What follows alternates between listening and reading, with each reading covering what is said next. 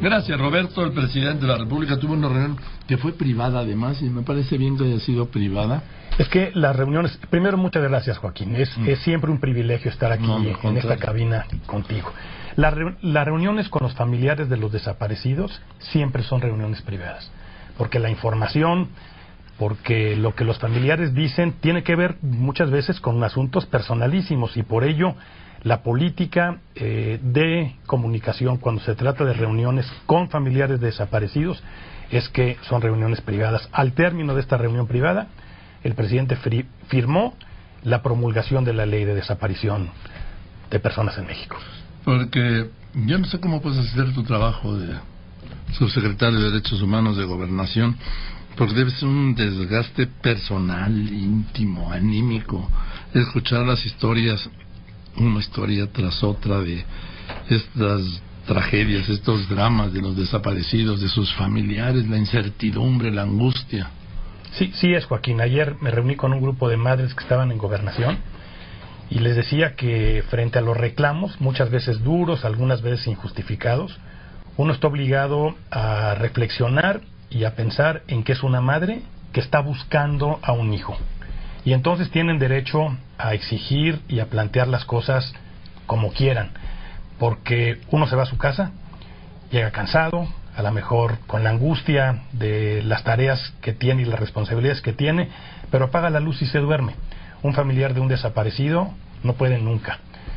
El proceso mediante el cual uno puede comenzar el duelo, tener un lugar para llorarle a un familiar, comenzar con la resignación, se consigue solamente cuando uno tiene la certidumbre de la muerte y tiene un cuerpo. Cuando no lo tiene, este proceso, que es característico de nuestra civilización desde el principio de los tiempos, es un proceso que no se puede dar. Por eso la importancia de este tema, por eso lo reconocemos como el problema de derechos humanos, el reto de derechos humanos número 1 en el país, y por ello este esfuerzo que se hizo en un proceso largo.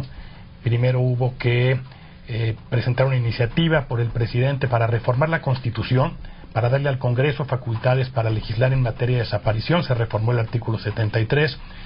Después... ¿Cuándo empezó este procedimiento? Esto comenzó a fines de 2014. En 2015 se reforma la Constitución y entonces empezamos a trabajar con las víctimas. Y las víctimas lo primero que nos dicen es que no quieren que sea una iniciativa preferente, que es esta facultad que tiene el Ejecutivo de presentarla y que se apruebe en ese mismo periodo.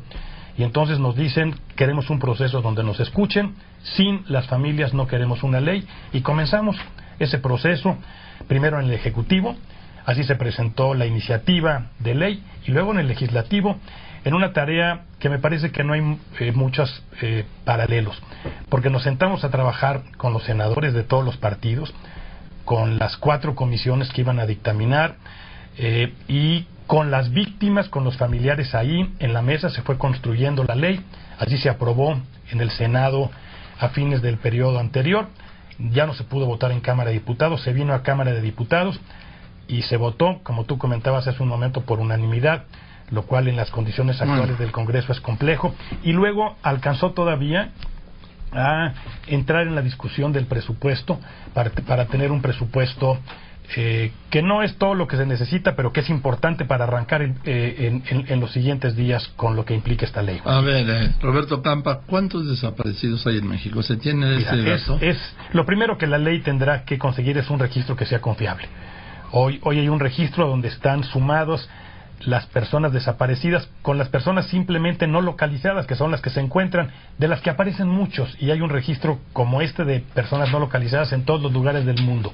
Lo primero que tendrá que conseguirse con esta ley es ese registro y otros que son claves para encontrar a las personas. No voy a eludir a tu pregunta.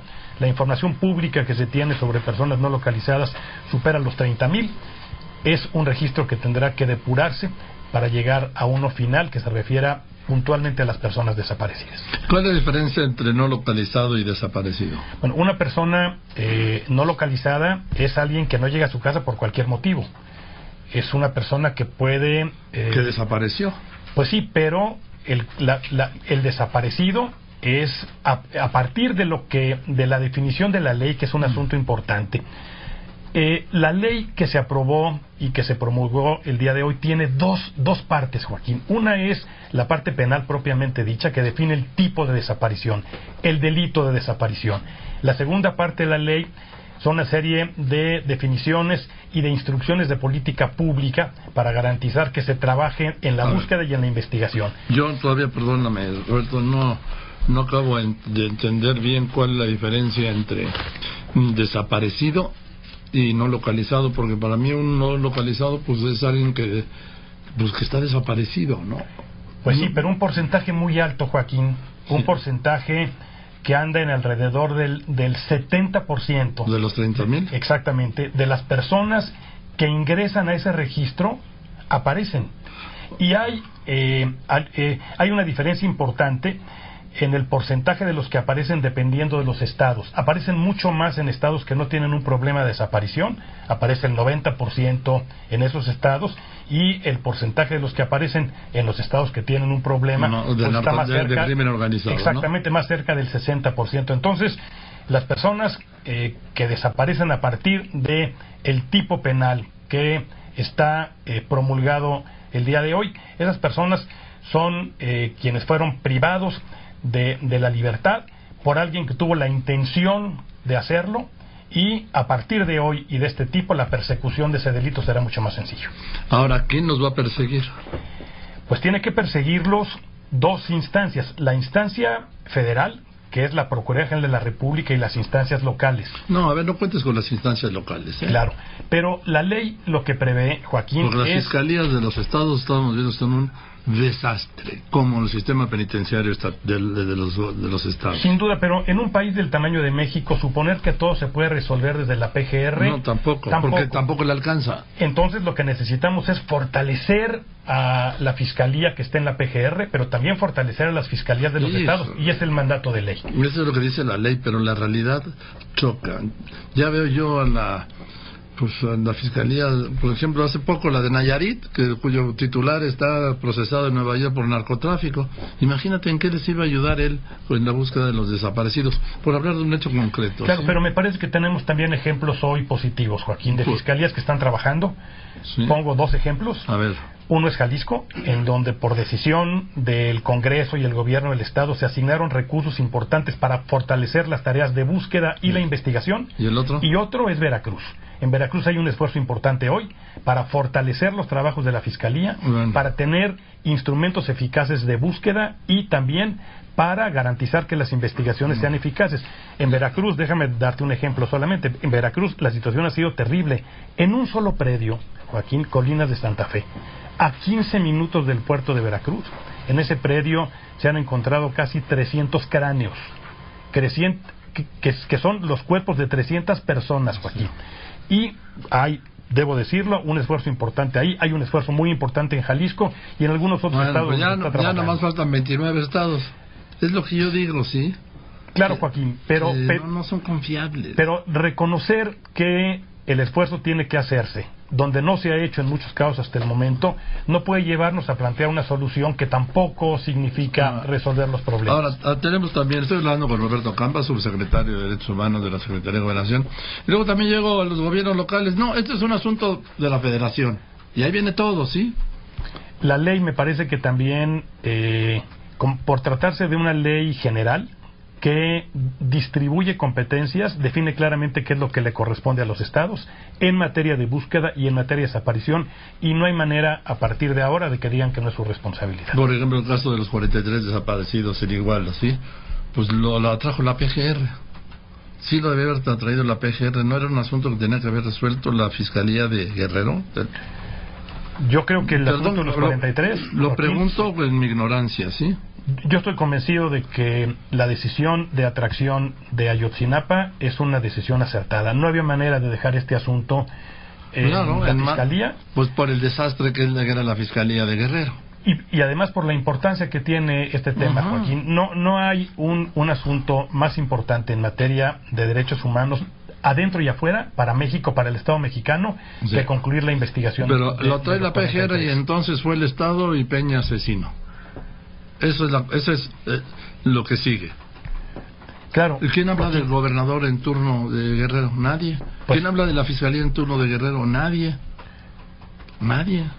Pues sí, porque las investigaciones lo que arrojan, investigaron. pero lo que arrojan las investigaciones, Joaquín, son pues una serie de cuestionamientos y de deficiencias que tienen que ver con el gobernador o con la fiscalía, pero tampoco hay elementos para determinar una responsabilidad directa en la desaparición de estas personas. Hoy, en el caso de Ayotzinapa, que bueno que lo comentas y yo puedo recordar, hay 130 personas sujetas a proceso. Sí. Hay un calendario, un cronograma comprometido con los padres y con la Comisión Interamericana de Derechos Humanos que se está cumpliendo en tiempo y que confiamos nos va a dar elementos para otras responsabilidades de otros niveles de gobierno, de otras corporaciones de policía. Pero déjame regresar a la ley. La única manera como podremos ser capaces de erradicar la desaparición es rompiendo las cadenas de la impunidad. Bueno, es que a ver, has tocado un punto central. La impunidad es el motor de todo tipo de actividad delictiva, corrupción, colusión, crimen organizado, crimen no organizado, que ya cada vez se organiza más, en todas las desviación de recursos, en todo el motor y común denominador es la impunidad. En el asesinato de periodistas, ¿cuántos han agarrado? ¿No? Entonces, ese es el motor, ese es el punto central que acabas de decir, y es el que sigue campeando, la impunidad. Y por ello, solo vamos a ser capaces de erradicarlo si rompemos las cadenas de la impunidad. Por ello, lo que se propone la ley es fortalecer las instancias de investigación con definiciones claras de cuál es la responsabilidad que le corresponde a cada uno, qué es lo que tiene que hacer cada nivel de autoridad, y fortalecer las tareas de búsqueda. Vamos a ser medidos en términos de lo que dice la ley, de qué tanto podremos realmente ser capaces de detener a los perpetradores, de ponerlos frente a los jueces, de conseguir sentencias para los perpetradores. Reitero, en el caso de Ayotzinapa, hablando de impunidad, hay 130 personas detenidas, sujetas a proceso. Me parece que en casos importantes también la justicia acredita que puede dar con los responsables, y en el caso particular de los periodistas hay un compromiso y una instrucción del presidente de la República para dar con los responsables. Se aclaró el asunto de Max en Baja California Sur, se dio con los responsables, están sujetos a proceso. Se dio con los responsables de el homicidio del periodista en Michoacán, están sujetos a proceso. Hay investigaciones muy importantes, confiamos en que va a haber responsables muy pronto, en el caso de Javier Valdés en Sinaloa, en el caso de Miroslava en Chihuahua. Hay avances muy importantes en las investigaciones y sabemos que solamente dando con los responsables y poniéndolos frente a los jueces vamos a ser capaces de romper con estos esquemas. Y luego no encontrar un juez que les facilite la salida.